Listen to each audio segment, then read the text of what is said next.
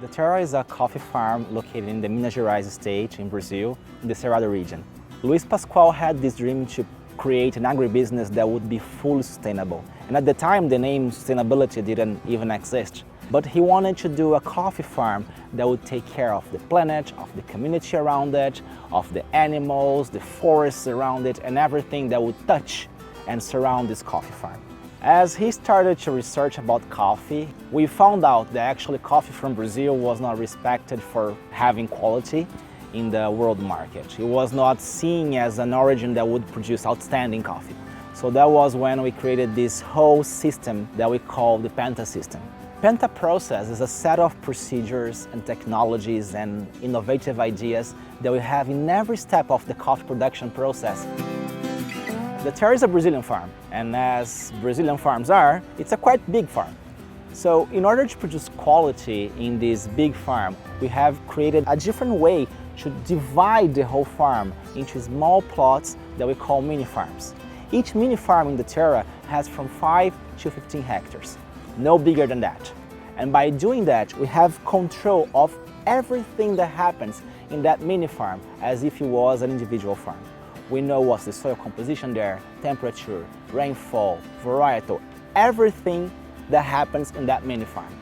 Taste matters for us when it's time to harvest the coffee. So instead of picking the cherry because it looks ripe, we pick samples of each mini farm in the whole farm, and we take that to our lab and we taste it. And that's how we determine if we should send the machines to harvest the coffee or the hand-picking teams to harvest this coffee.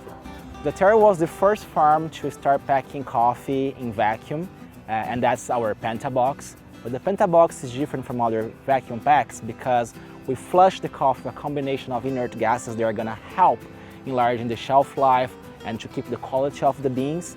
We usually say that Daterra is actually 3 different farms in terms of flavor profiles and volumes that we produce. From all of our specialty production, about 75% of what we produce is what we call Daterra Classics. Classics because they taste like what we expect as Brazilian coffee. They have the nuts, they have the chocolate, they have the sugar, the full body, but with the advantage of being produced at Daterra with all the quality control that we have. A little bit more than 24% of our specialty production is what we call collection Daterra. Those are coffees that are going to be more nuanced. They're going to have more exotic flavors, fruity flavors, flowery flavors, not only the classic Brazil taste. Of course, the classic profile is going to be there, but with these other layers added to it. And less than 1% of what we produce are what we call masterpieces by Daterra. Those are the successful microlots that we produce in our experimental unit. They are coffees that are really different from what we expect from Brazil. They challenge our old preconceived idea of what Brazil should taste like. Our masterpiece by Daterra farm is the place where we experiment all the different kinds of processes and crazy ideas to produce unique coffee flavors that are really out of the norm. We experiment with our own ideas, and we also love to invite people to help us bring in new ideas of what they are seeing in the market, of what they are seeing in other countries. We decided a few years ago that we should invite some roasters that are traveling around the world to help us in this process. That was when the Our Plot of Daterra project was born. The first partner that we have for the Our Plot of Daterra project was Café Lomi in France. We have been working with them in some research projects since 2015.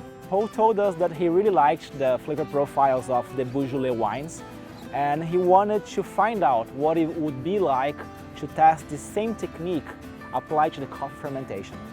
The process consists of picking the fully ripe cherries and placing them in a fermentation tower, still inside the skin.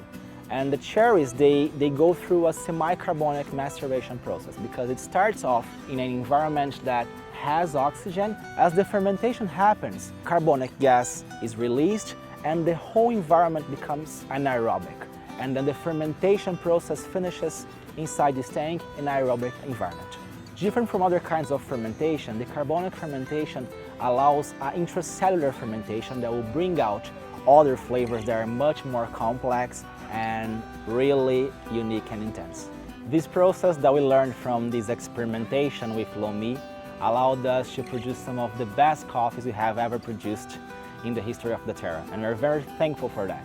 Including this yellow bourbon that is featured this month in Barista Hustle.